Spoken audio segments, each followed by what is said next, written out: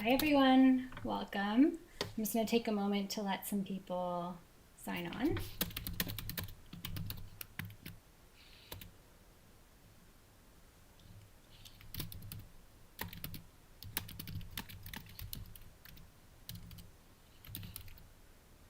Hello. Hi everyone. I'm just going to take a minute to let some people sign on.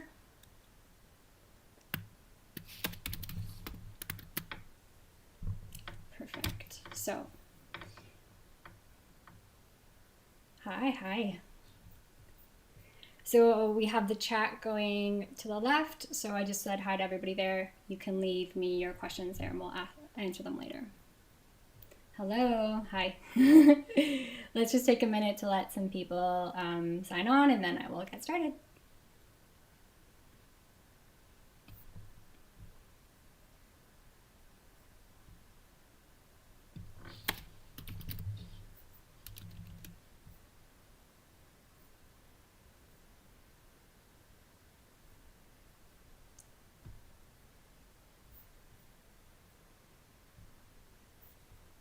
Okay. Hi, everyone. Okay, so give me 1 second.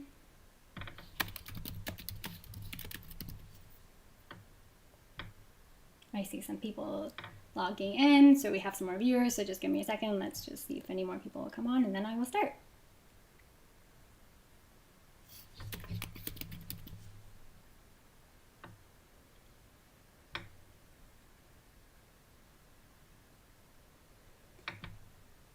Okay, so hi everyone, welcome to Let's Talk Health. Thanks so much for joining me tonight. I will be talking all about burnout and pandemic fatigue. But before I get into that, I just want to let you know a little bit about this channel and about myself.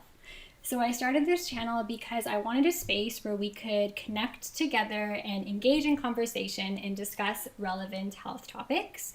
Every week I will be choosing a different health topic to talk to you about, and we will engage in conversation. I will also be answering all of your questions through the live Q&A chat, which you will see on the right-hand side of your screen.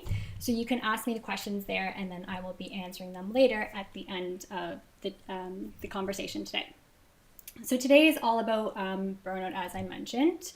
I'm Amanda. I'm a naturopathic doctor here in Toronto, Ontario, and I've always been passionate about health and wellness and helping people reach their goals. So that's kind of what I wanted this community to be, where we can come together and help each other reach our health goals, and just also provide some education and some health tips. Okay, so let's get started with the topic. So over the past year, we've all gone through this pandemic, and it's been a huge change in our lifestyle, in our daily routine, and a lot of people, and including myself, have been experiencing a lot of fatigue, or what we call burnout, from everything that's been going on. So whether that be you're not able to go to work anymore and you have to work from home and you're staying at home, and that difficulty of having that separation of work and life. Or maybe you're going to work, but you're not able to interact with people like you used to.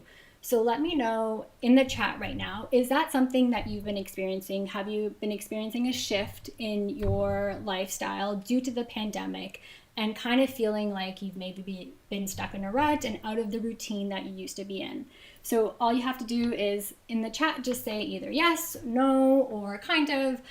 I know for myself, it's been different not being able to maybe connect with people that I used to be able to connect with before. So there's that big change and challenge. Also, at the beginning of the pandemic, maybe being more motivated to do things and start a new routine, but now kind of getting out of that habit because there's not really much that we have to look forward to now because it's all kind of the same thing been going on. So I see some people in the comments are saying yes, they feel similar. They feel similar things that I'm kind of talking about here. So that's kind of what we'll be talking about today, kind of how we've been having this shift from the pandemic. So yes, there's been a huge shift, especially the further we move along the pandemic. Thank you for your comment. Yes, I totally agree with that. It's kind of like we don't really know where the end result is, and we're just kind of going on day by day. So I wanted to talk a little bit about burnout and how we can kind of overcome that. So I keep saying burnout. So if you don't know what burnout means, burnout is basically our body's reaction to long-term stress. So for example, the pandemic is something that it was a stressor. It was a huge shock on all of us. And it's this long-term stress that we've experienced, the way that it impacts our body. So everybody can manifest in different ways. So one way could be maybe you're experiencing brain fog, maybe you're having less concentration, maybe you're having difficulty sleeping. Can even show up in different intestinal symptoms, so bloating or abdominal pain. Maybe you're also having just feeling exhausted, not motivated, not able to do the activities that you used to do. So that's, so yes, I'm just looking at the comments here. Yeah, I agree a lot what everybody's saying here. That's kind of what we're experiencing when we say burnout. That's just exhaustion that we're all feeling, and nothing to really, nothing to look forward to. So thank you guys for responding in the comments. I agree. Yeah, there's some people saying that they gained some pounds. Dr. Amanda to the rescue. Yes, thank you. So, okay, so what can we do? So what I'm going to do is talk about 3 different steps. One, we're going to talk about nutrition. Then we're going to talk about physical exercise. And then we'll talk about a mindset. So for nutrition, what can we do? So there's different foods that can help kind of support our mental health, our brain health, and our energy. So let's talk a bit about that. So one thing that's really great is high fats, healthy fats though. So where can we get these healthy fats? If you guys have any ideas, let me know in the chat, and then I'm going to start talking about it. So one great way of getting healthy fats is through fish. So fish oils or a good high quality fish, something like salmon. Why would that be good? Because healthy fats are great for the brain. The brain is made up of a lot of fat. So fat is really important for our brain cells. Yes, people are talking about avocados, salmon, omega. Yes, exactly. All of those things that you're mentioning are really good healthy fats that are important for the brain. They help to reduce inflammation. They provide our brain cells with the nutrients that they need, and they can help prevent like that kind of brain fog that we experience, or that lack of concentration. So that's a great way of nourishing the brain. Somebody said the keg. Okay. Yes. The keg, they have some fish there, but I'm sure they have some other things there too. Olive oil is a good one. Yep, thanks for mentioning that one. So those are the healthy fats. Then we want to focus on getting in some antioxidants. So one of the most powerful antioxidants is my favorite fruit, which is blueberries. So antioxidants, what they do is they prevent the body from getting reacted to oxidative stress, so they reduce free radicals in the body. So that basically just means that they reduce inflammation and they help our cells communicate better. So blueberries are a great source of that. You can also get it in raspberries, strawberries, blackberries. So the berries are a great source of antioxidants. Another one would be having leafy greens. So leafy greens are filled with vitamins and minerals that are important for all of our cells in the body. So those can help combat inflammation, can help with reducing aches and pains, and again, like just supporting overall cells. So far we've talked about healthy fats, we've talked about antioxidants, so berries, and then leafy greens. Another thing that's really important would be water. So water is great for hydrating overall the body. All our cells in the body are composed of water, so we need water. Generally, it depends on your weight, but we can aim for 2 liters a day. I know that sounds like a lot for some people, But especially if you're having things like coffee and alcohol, those will dehydrate you even more. So having water is just overall great for supporting mental health, body health, and immune system too. Okay, so any questions about the foods that we've talked about? So we've talked about adding some berries into your, every day. How can we do this? You can put it on oatmeal, you can put it in smoothies, you can just have it by the handful. Having healthy fats, so like salmon or avocado, and then having water and leafy greens. Okay, I'm gonna take a sec. Some people are asking, is coconut oil a healthy fat? Yeah, coconut oil is a good fat. So typically the good healthy fats are coconut oil, avocado oil, and olive oil. You want to kind of stay away from the more processed ones like canola and corn oil. Is acai as good as they say? Acai is a really good super food, like with antioxidants. So those, foods that have those like nice, deep, bright colors, like the dark purples or the blues, oranges, pretty much all your vegetables are really good sources of vitamins. How many times should you have fish per week? It depends on, if you're a child or an adult, but typically adults, like 2 to 3 servings of fish a week is a good portion. It's never going to be as, potent as if you were to get it in a supplement form. But, whole foods are always, like, you can never replace whole foods. They're always so important. Yes. Okay, so next, I talked about the foods that you should add in your diet, but let's talk about the ones that you should avoid. So things like sugar, so high processed foods or any foods that contain a lot of sugar, alcohol, and caffeine. So the reason why I say to try to avoid these or limit these is they can cause a temporary spike in your blood sugar and also a spike in your energy. And in the end, then they can cause a crash. So you're not, even if you feel like caffeine gives you a boost, it's just temporarily giving you a boost, but in the end, it might be causing you to feel more fatigued and burned out than, you should be. So trying to limit to 1 cup a day of coffee or not having coffee after 12 p.m. because then it can also interfere with sleep. Of course, everything I'm talking about is not forever. You always want to try to limit what you're doing and then gradually get your body back to enjoying the things that you can enjoy. So right now, if you are feeling like a little fatigued or you're feeling a bit groggy in the morning, having things like too much coffee or too much sugar can just temporarily spike your blood sugar and then not really provide you any benefit. Okay, so that's a little bit about the nutrition. Let's talk a bit about like physical health. So you might ask me, okay, if I'm feeling exhausted, if I'm burnt out, how am I going to even do anything or move my body? Well, actually, you don't want to be doing too much because that can cause, too much stress on your body. Our nervous system is like the sympathetic and the parasympathetic nervous system.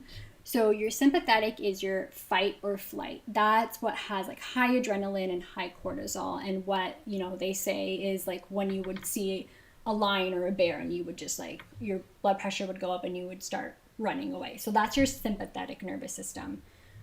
That is usually elevated when we're really anxious, when we're really stressed out.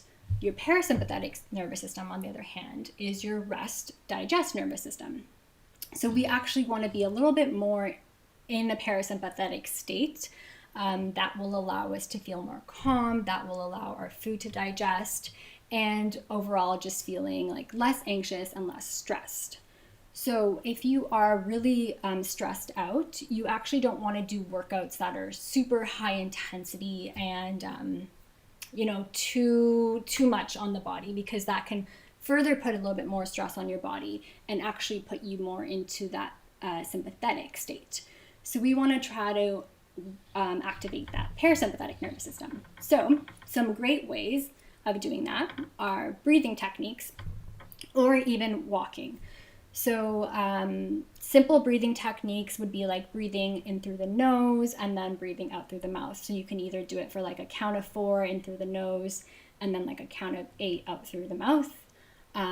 Something that I actually recommend often is called box breathing. So you picture a box and you inhale to the count of 4, hold your breath to the count of 4, exhale to the count of 4, and then hold for 4. So you can even try that right now, and you basically just go through that like box breathing, and that helps to activate your parasympathetic nervous system. So that's one thing you can do. Another one, somebody mentioned yoga. So yoga is a great one to do that helps activate your parasympathetic nervous system. So we want to basically do this because we want to get more oxygen to the cells. We want to get more oxygen to all our cells in the body. And oxygen is important for our red blood cells and our brain cells, just overall supplying all our cells with oxygen. If you find that you never really notice yourself, breathing, or you have to like stop and remember to take deep breaths, then you probably aren't, activating that parasympathetic nervous system, and you're more so kind of caught up in that stress response. So incorporating these breathing techniques into your daily routine would be very beneficial to help with combating stress and burnout and overall just relaxing your body. Okay, what are some people saying here? Somebody mentioned they cut out coffee. It was hard, but I did it great. I'm so glad you were able to do it. That's great. Is it bad to juice berries, apples, and oranges every day? Okay, we can talk a little bit about juicing. So juices are great for getting vitamins to the body really quickly. The con of that is that they are sugar, even though they're natural sugars, which is great. You're having the sugar and you're not having a fiber with it, so it can still spike the blood sugar. So if you are having a juice, you want to make sure you're having a meal with it that has high fiber. So whether that be oatmeal or some like whole grain bread with avocado, just something to kind of offset that spike in blood sugar. Good replacement for coffee. So that could be something like if you want something similar to the taste, or if you want something caffeine, I'm not really exactly sure, but I'll talk about both. So if you want something similar to the taste of coffee, there's like herbal caffeine-free blends out there, like Dandy Blend, which is a dandelion root and like chicory root. So there's things like that. But if you want something that has a little bit of caffeine, but that won't cause as much anxiety, would be something like green tea. Okay. Someone says that they've been walking and doing breathing exercises, and it's perfect. Great. I'm so glad that you're already experiencing some benefit from that.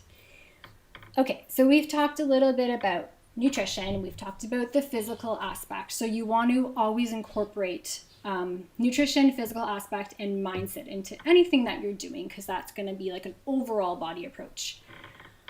Okay, so mindset. Let's talk a little bit about that. So a lot of us, and I don't know if this is you, but I notice it with other people and myself. Sometimes we have difficulty saying no to certain tasks that we're asked to do, whether it be work or with a family or with a friend. And we already have so much on our plate that we have difficulty saying no to extra things. So I wanted to talk a little bit about being able to kind of like set boundaries and knowing your limits, because that's another thing that kind of happens with overwhelm and burnout, is we're already at our capacity and we can't kind of, take on anything else, but we might feel like we need to, whether it be, a family member asks you to do something, or at work you're assigned another task. So let's talk a little bit about being able to set boundaries. So you want to basically know what your limits are and know how much you can hold.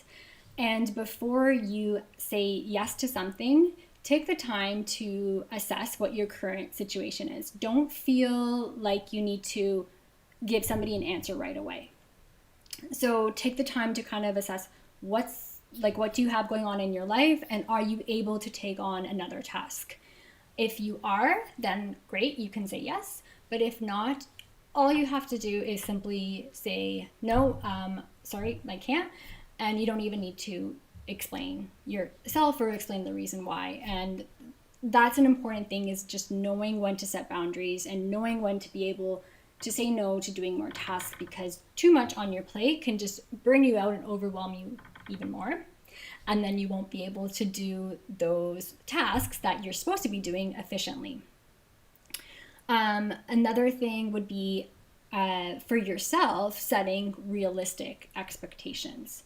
So this can be through different ways. So maybe you're making yourself a new health goal.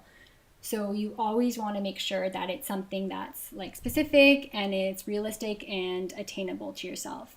If you're not working out at all right now, and then you say, tomorrow I'm going to go run 5 kilometers, and you've never ran in your life, that's not a realistic goal.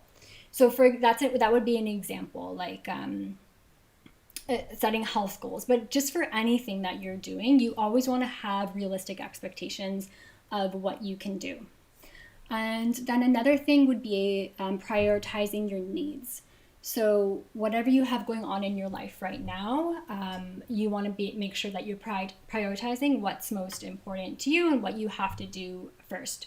So ways of doing this would be like making lists, or scheduling things in your planner.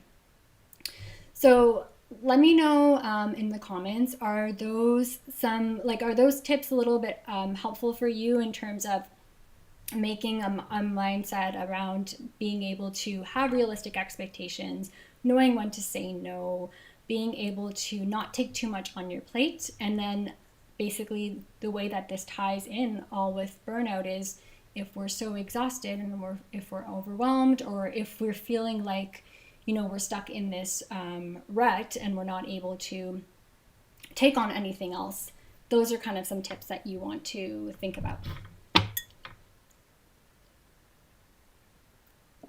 Yeah, so some people are saying, this is cool.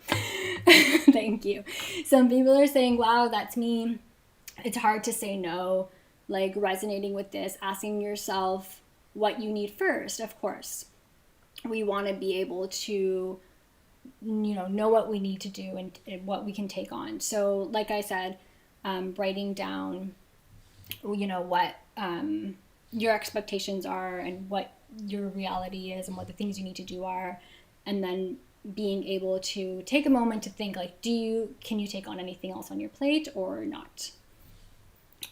Okay, so those are kind of some things that we've been talking about, a little bit about burnout and the nutrition aspect of things, the what foods to have, what foods to avoid, the physical activities, so making sure we're like taking time to do activating that parasympathetic nervous system, like box breathing or walking, some kind of mindfulness exercise, and then being able to have that mindset to set our boundaries, to being able to prioritize our needs and our goals. So with all of this, there's one more thing that I wanted to talk about, and that's the digital world and the importance of taking a digital detox.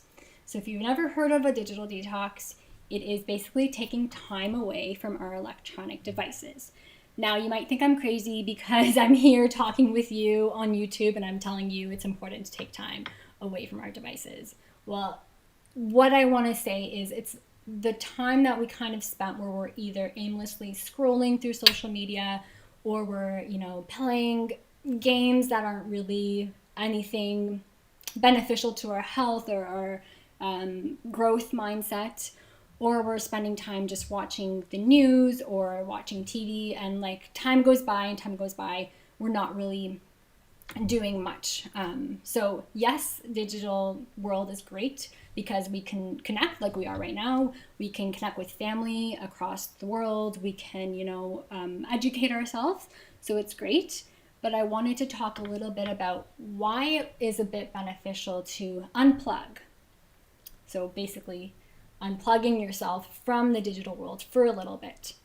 So why might we want to do this? Well, one, we are constantly exposed to so many things on the internet. It can be a little overwhelming, and again, that can tie in with the burnout because we're mentally exhausted from seeing so many things. So that could be one thing. The other thing would be we're not really we're doing time doing like taking time doing that, but then we're not really being able to work on things that maybe we wanted to do. So maybe there's that closet you always wanted to clean, or that donut business that you always wanted to start up, or that fitness goal that you wanted to work on, or that book you've been wanting to read is just sitting on your shelf. So all these things that we keep saying, I'm going to do it tomorrow, I'm going to do it tomorrow, are things that we can do during the time that we take a break from our electronic devices. So all it would be is taking an hour a day, and I know it seems like a lot, but you can definitely do it. Take an hour a day to unplug from your phone, from your laptop, from your TV, phone, computer, TV, anything digital, and do something in that time that is meaningful to you. Think of that as your me time, whatever it is that you want to do during that time to work on yourself, whether it be personal growth, it could be a health goal, it could be cooking, going for a walk, whatever it is during that hour. I want you to spend some time doing that. So what can you do instead? Kind of those things that I mentioned. You might want to read a book. You might want to, spend some time outside, going for a walk or in the garden, or maybe you just want to have a good conversation with a family member, but has to be somebody that you either live with or you can see in person from a distance, so that way you're not using your phone. So how does that sound to all of you? Let me know in the comments. Is that something you think that you can do? Do you think you're able to take an hour each day over the next week and then spend it doing something else? And then, so what are you going to gain instead? You're going to gain self-control. You're going to be able to not be tempted to rush to your phone when it buzzes, or not be tempted to hit the Instagram wrap and then go and scroll, or not be tempted to sit on the couch and watch a show and then binge and watch another one. So, the reason why I bring this up is it's because I experience these things too. And I've noticed before in the morning, I will go on my phone and just, go on Instagram or go on Google or something, and then time goes by and I realize, okay, half an hour, 40 minutes have gone by. What did I do during that time?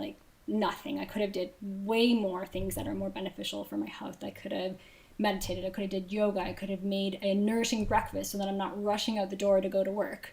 So the reason why I say these things to you guys is because I experience it too, and I realize how important it is to take the time away. It's going to be a conscious effort, so you might notice that. It's going to be hard at first. You might hate it. You might think this is stupid, but you'll realize after it's going to be a lot more beneficial to your health in the long run. So, okay, let's see what some people are saying. Yes, I can do it. What are they saying? I don't know. Okay, sorry, I'm going to scroll up a bit. So games like Candy Crush. Yeah, so games like Candy Crush, if you're playing that one. Yeah, exactly. I deleted Facebook and it was so great. I found I was wasting so much time on it. Exactly. I totally agree. You don't realize how much time you spend on these things. Too many waste youths playing COD. Yep. So again, another game people playing. I spend a lot of time playing digital games and not reading books. Okay, so maybe this is something that you can do during this time. I'm not saying you can't go on, your devices at all, but just pick an hour a day that you don't go on them, and then you can read your book. It's so nice to take a break because you can focus on your needs versus comparing yourself. Yes, that's a huge thing. The comparison on social media or on the internet, and it can be anything. It can even be comparing yourself to people that are in other countries right now and that maybe are at different stages of lockdown or opening, and even just that comparison of that, like what they call FOMO, like the fear of missing out. That's a huge thing. My Instagram stats are scary. Yeah, me too, probably. Seize the day. You have more time for your interests when you limit social media intake. Exactly. Reading a book before bed makes for such better sleep than TV for bed before bed. I completely agree. So that like just ties into that like that blue light. I notice if I go on my laptop even an hour before I go to bed, it really does impact my sleep, and that's because of the blue light interferes with your melatonin production. Let's see, what else do we got here? I love jumble crosswords. Yep, I can do it. Yes, I can. Okay, I'm glad you guys can do it. I believe in you. I think you can do it. I wouldn't recommend this if I didn't think you could do it. We're all here, to kind of hold each other accountable, because next week when we come back, we're going to chat and I'm going to see how you did and how it's been going. I've been taking a walk after dinner instead of TV. Amazing. 1 hour off social media before bed because of blue light. Yes, another person mentioning the blue light. So I agree. It's definitely super helpful. It's so hard to detach from social media during the pandemic, but these are great tips. Yeah, it is definitely hard to detach from social media during the pandemic because we don't really have much else to do. And maybe that's our way of connecting with people, connecting with our friends. But it also, like some people are mentioning, the comparison and the negativity that we can see, or just, maybe you're going through like news or other things on your phone too. So I'm not saying you have to completely eliminate social media, but just trying to detach for 1 hour a day and then do something that is important for you. Okay. Sometimes it's good to just sit in nature and pay attention to your senses. That's a great idea. Yeah, exactly. So just going in nature and, grounding with nature is a huge thing that is so important. So, smelling, like noticing, what do you smell? What do you see? What can you feel? Can you taste anything? Just paying attention to all those senses is so important. You can set a reminder on IG to limit your time. That's a great reminder. Okay, thank you for that tip. So you can set a reminder on Instagram to limit your time. If you don't use Instagram, maybe your phone is the issue. I think you can also set settings on your phone to like remind you of how much screen time you've used. FaceTime has been a big thing during COVID, but I feel like that takes a lot of time too. Yeah, of course. So FaceTime is great for being able to connect with others and family, but then it does take up a lot of time.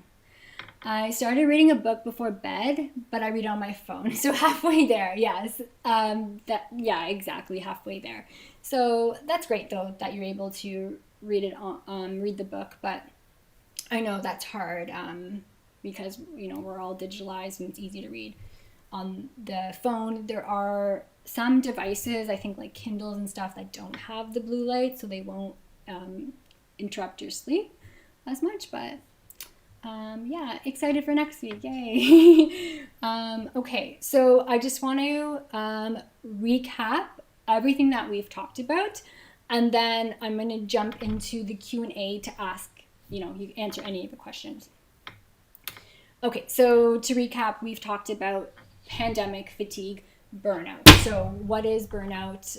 It is like that feeling of tired and exhaustion, or like I said, it could be brain fog, it could be stomach upset, it could be not sleeping, all those things. And why do we want to overcome this? Well, I think we're all tired of feeling this way.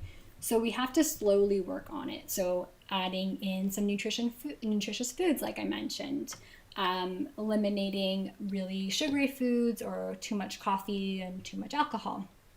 Adding in some sort of mindfulness or breathing exercises or some kind of grounding exercise where you can activate that parasympathetic nervous system that I talked about.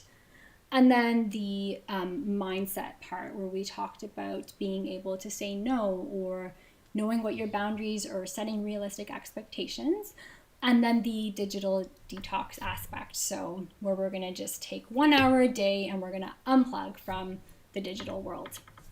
So let's take some time in the Q&A. I want you to ask me any questions that you have, whether it be about what we've talked about today or anything else. And if you haven't done so already, make sure that you hit the subscribe button and you can give this video a big thumbs up. It really helps with getting my channel noticed across YouTube, and then we can have more people come back here next week and have a bigger community.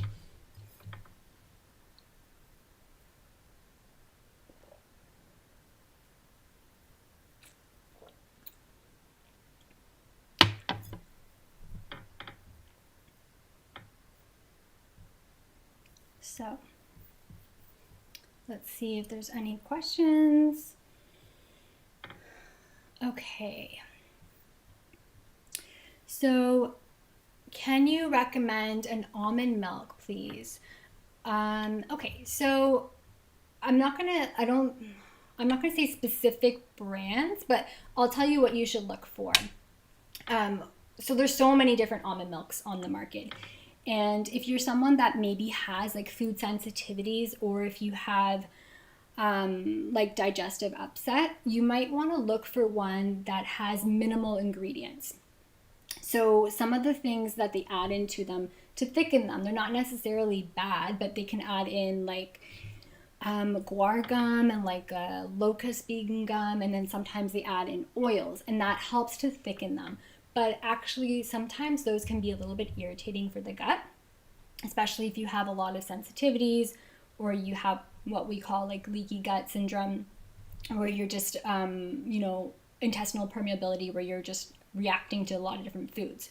So what I would say is look for ones that have just like almonds and like water, so they just use those, or you can either make your own, or ones that just have little added fillers like those gums and stuff. That's what I would say would be one of the good almond milk recommendations. And they also are ones like just oats and water, or cashews and water. That would be the best to look for. Otherwise, if you're not really irritated too much by those additives and stuff, then you're fine to have the other ones. But I would say even just rotating your nut milks, and with everything you don't want to overconsume, even if it's healthy food. So maybe if you have almond milk, for 2 weeks, and then you switch it to like a coconut milk or something. So you're always just switching things up, so your body's not building up any intolerances to it. What do you do to combat cabin fever? So by cabin fever, I think you're like referring to getting like tired of being indoors, or the same thing. So I would say try to put something in your routine, even if it's 5 minutes a day, where you're getting outdoors and doing something different. Even if you're just going outside and taking like a breath of fresh air, or you're going outside and walking around the block. Something that you can just put into your day that's different than what you're already doing, just even if it's just 5 minutes a day. What are good teas for stress? So in herbal medicine, teas that are for stress are ones that would be like nervines, what we would call them, or like calming teas, basically that means. So something like lavender and chamomile, they usually come in a blend of like lavender and chamomile. Those would be really good for stress because they help to calm the nervous system down. We also have chamomile in there, which is helpful for calming down like gastrointestinal stress. So we can sometimes hold like stress in our gut, because a lot of our serotonin is made in our gut. So if we don't have an optimal gut health, we might be, not feeling our best. So something like lavender, chamomile, those are two really good teas to help combat any stress. What are good snacks to have in the afternoon when you start to feel sluggish? Yeah, so actually the reason why we feel sluggish in the afternoon is because that's when our cortisol actually starts to dip a little bit. So our cortisol, if you're not familiar with it, it's released from our adrenal glands, and it helps to stimulate like our stress response, but in a good way. When it's too much, that's when it's not good. So cortisol actually like goes up in the morning. It's what should get us out of bed, and then it starts to dip later on. So if you feel sluggish in the afternoon, it's usually because of that cortisol dip happening. So always when you're having a snack, you want to make sure it has a good portion of protein, fats, and carbohydrates. You never want it to be too much carbohydrate, because that's not going to be able to, balance your. It's going to cause a spike in your blood sugar without having the protein. But also, if you just have protein, then you're not getting that energy from the carbohydrates. And then fats are always just important. So something like if you had avocado and some crackers and then some like walnuts on the side would be a good overall, source of protein, fat, carbohydrates. Having something like coconut yogurt or Greek yogurt, which are both good protein and fats, and then adding in like berries and chia seeds or hemp hearts, that's another good complete snack. If you like eggs, you could do like hard-boiled eggs with sliced veggies. You can do your own trail mix, so like walnuts, almonds, cashews, some dried fruits. Yeah, I think that would be good. If let me know if that was helpful, or I can always think of some other ones. Any suggestions for burnout from having an active toddler? Oh, yes. So that's tough because, your sleep schedule is usually impacted, and depending on when the toddler sleeps. So one thing I would say for that one is try to have some nourishing foods in your diet. So making sure like the ones that we talked about today, but also kind of what I mentioned with the snack, you want to make sure you're having, a full complete meal, like with the carbohydrates, fats, and protein. So that's going to just help nourish your body and prevent any like crash. Also, looking into any like supplements, whether it be like a overall multi supplement or a B complex supplement, something like that can help with mitigating the effects of stress and burnout on the body. And then trying, to get a good restful sleep when you can. So whether it be when like the toddler takes a nap, if you take a nap, that kind of stuff would be helpful.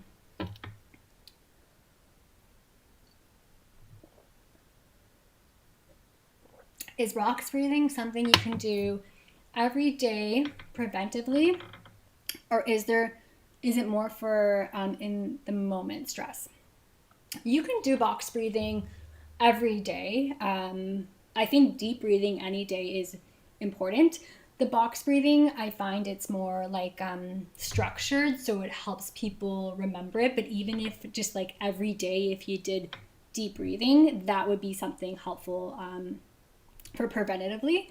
In the moment, if you are really, really stressed out or really anxious, one technique that I actually like is the 5, 4, 3, 2, 1.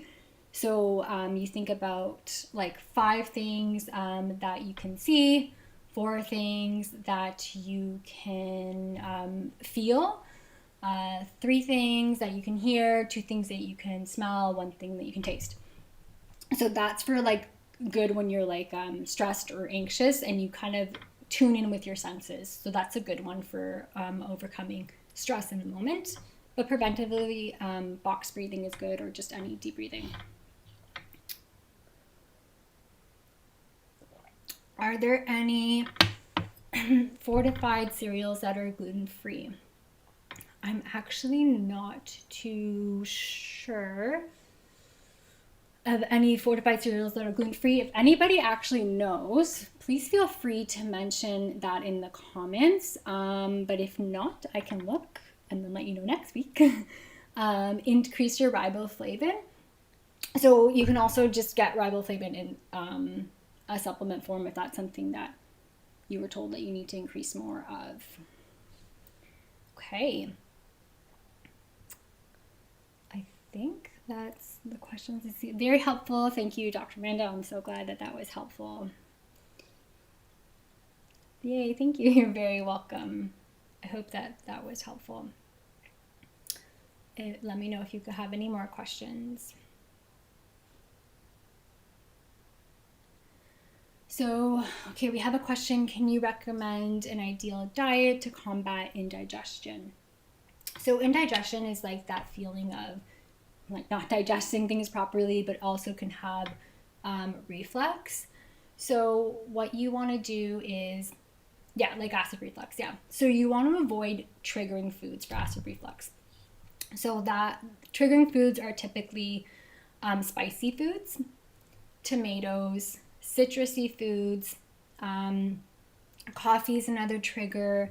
So citrus would be things like oranges and stuff, coffee, and then fatty foods. Fatty foods tend to be, really difficult to digest. So one would be eliminating those kind of foods or reducing those kind of foods.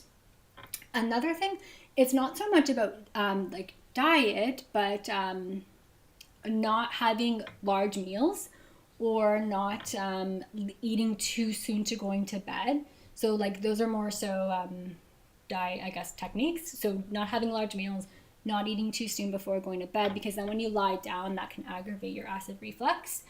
And then just overall having things that are like a little bit easier to digest. So things like soups or stews, or if you're having difficulty digesting things, you can have bitter greens. So like arugula, right before a meal, and that helps, like the bitter helps to stimulate your digestive juices and might help a little bit more with digesting, so you're not stuck with acid reflux. And actually, an interesting thing about acid reflux is we sometimes think that it's due to too much acid, which it could be, but for some people it's actually due to too little acid. So you need stomach acid to break down your food. So if you don't have enough stomach acid, then you're not digesting things, and then that's when they kind of get stuck and cause that reflux. So something like the bitters, like I mentioned, would be helpful for breaking things down and increasing your digestion. If you really needed like a digestive enzyme could help with that. Again, that would be something like, momentarily. You don't want to always be dependent on it. You want your body to work in harmony so it can digest on its own.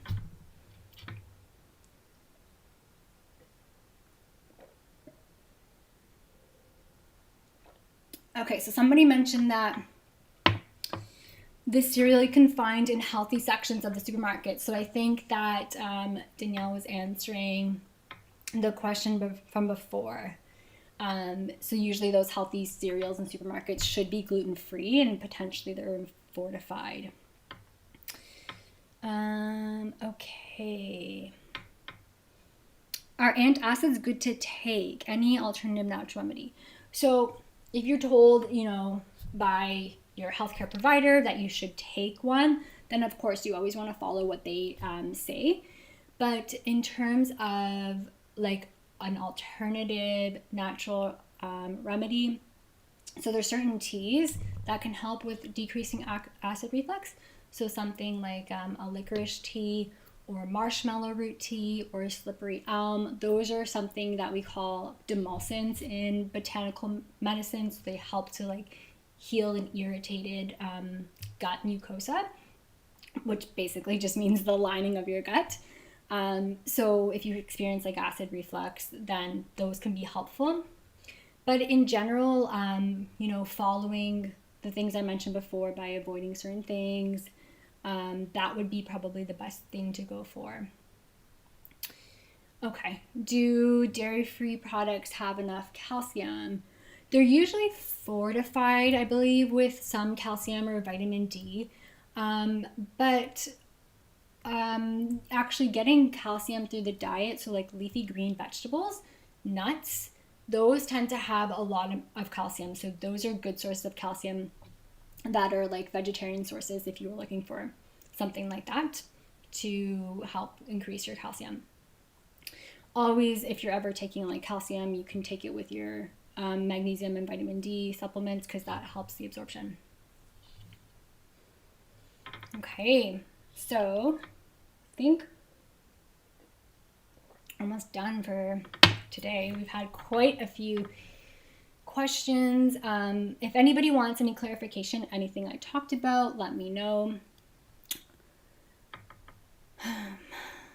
Is it okay to have fast food once a week, or should it be cut out completely? I usually don't feel so good after having McDonald's, but it's convenient. What do I do? Okay, so to answer your first question, we should be able to live and enjoy things from time to time. So having to cut it out completely might not be ideal, but if you are feeling like it's something that it's bothering you, maybe you need to cut it out for a certain amount of time before you can add it back in. If you don't feel good after having McDonald's, but it's convenient, so you want to just make sure that you're prepared for, times of hunger, or if you're working out on the road, or if you're at work somewhere, or even if you're at home and you have like meetings all day and then you don't have time to prepare your meals. So you just want to make sure you have things on hand. So whether that be preparing like extra food from the night before, and having that ready, or having an emergency snack. So something like the snacks that I mentioned before. So like having a trail mix on hand, or even apple, a sandwich that you can bring. Just having things ready will take away from the convenience of going to something. It's going to take more time to do up front, but then in the long run it will help you. So whether that be like preparing something the night before, can make a huge difference. Okay, so everything I talked about today basically was the pandemic and that fatigue that we've all kind of been experiencing. It's been a long time that we've gone through this, and it's something new that we've all gone through. So just remember to be kind to yourself and be patient.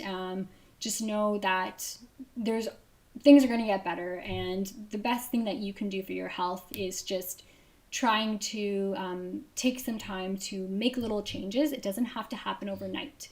Even the digital detox that I mentioned, if you can't do it today, or if you can't do it tomorrow, try again the next day. It's all about putting the effort in, and then seeing what you can get back and keep trying. We talked a little bit about foods, so some foods that we can put into our diet that help with supporting our brain health and our mental health. We talked about some things that we can take out that potentially are causing us more harm than good. We talked a little bit about that physical aspect. So if you want to do some meditation or some walking to help just increase oxygen to the brain. The mindset aspect of being able to know when to say no. And it's going to be hard at the beginning to do all these changes, but slowly we can do them.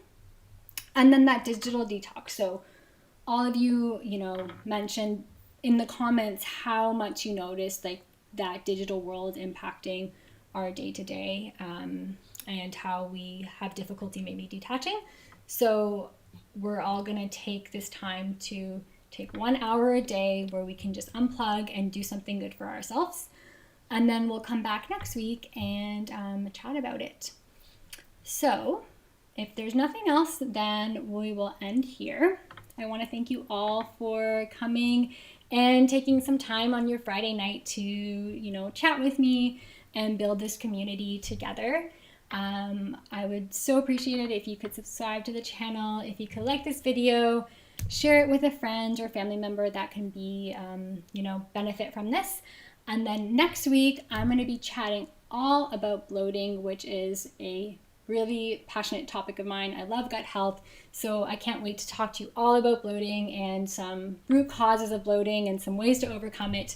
So be prepared with your questions, and if we don't have anything else, then I want to thank you all for coming, and then I will see you all next week, same time, 7 p.m. on Friday. Bye.